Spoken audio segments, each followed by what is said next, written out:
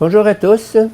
Je continue à vous partager des extraits du volume du cardinal Ratzinger, La communion de la foi. Remarque finale, gnose, philosophie et théologie. Les gnostiques évitaient le terme de philosophie. Utilisant l'expression gnosis, ils prétendaient à plus. La philosophie, toujours questionnante, attendant des réponses qu'elle est incapable de donner elle-même, ne leur suffisait pas. Ils exigeaient un savoir certain, un savoir qui serait une puissance au moyen de laquelle on pourrait maîtriser le monde en deçà et au-delà de la mort. La gnose devient ainsi la négation de la philosophie, tandis que la foi défendait la grandeur et l'humilité de la philosophie. Ne connaissons-nous pas aujourd'hui quelque chose de tout à fait semblable? Nous sommes déçus par une philosophie que travaille ses ultimes incertitudes. Nous ne voulons plus de la philosophie, mais désirons une gnose, c'est-à-dire un savoir exact et efficient, et une science démontrable. La philosophie est fatiguée d'elle-même. Elle aussi voudrait s'aligner sur les autres disciplines universitaires. Elle aussi voudrait être exacte. Mais cela, elle le paie du prix de sa grandeur, car elle ne peut alors poser de questions essentielles. Elle cesse de traiter du tout pour se contenter de la partie. Et renonçant au général, elle est prise dans le particulier. Or, l'homme ne doit pas se taire au sujet de ce dont il ne peut parler, car il resterait muet sur le plus propre de son être.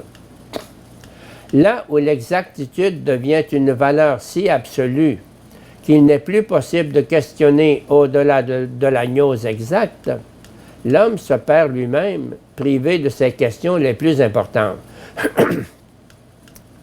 Joseph Piper, dans une vision presque apocalyptique, disait une fois « Il se pourrait qu'à la fin de l'histoire, la racine de toute chose et l'extrême menace qui pèse sur l'existence, et cela signifie bien l'objet propre de la philosophie, ne soit plus envisagée que par les croyants.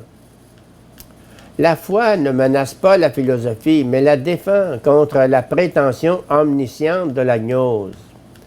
Elle défend la philosophie parce qu'elle en a besoin, parce qu'elle a besoin de l'homme interrogeant et cherchant.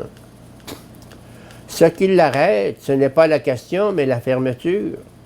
Celle qui refuse de questionner, qui considère la vérité comme inatteignable ou comme dénuée de valeur. La foi se détruit par la philosophie, elle la défend.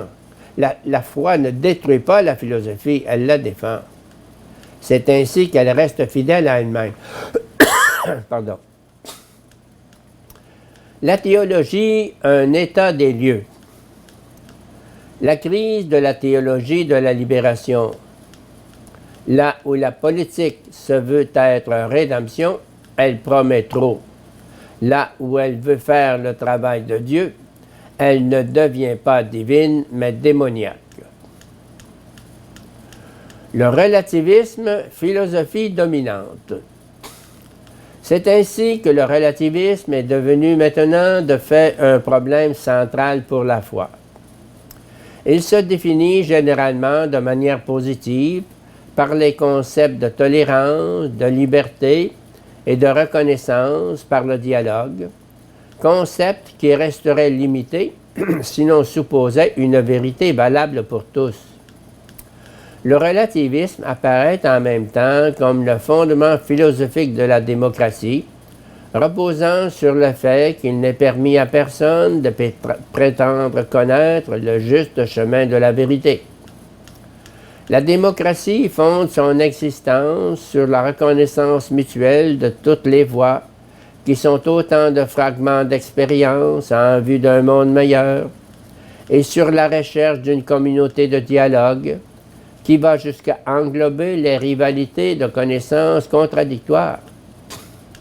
Dans ce cadre, un système reposant sur la liberté serait essentiellement un système de positions qui se comprennent d'autant mieux qu'elles sont davantage relativisées, qui de surcroît dépendent de circonstances historiques et qui doivent demeurer ouvertes à de nouveaux développements. Une société libérale serait une société relativiste. Ce n'est qu'à cette condition qu'elle pourrait rester libre et ouverte vers l'avenir.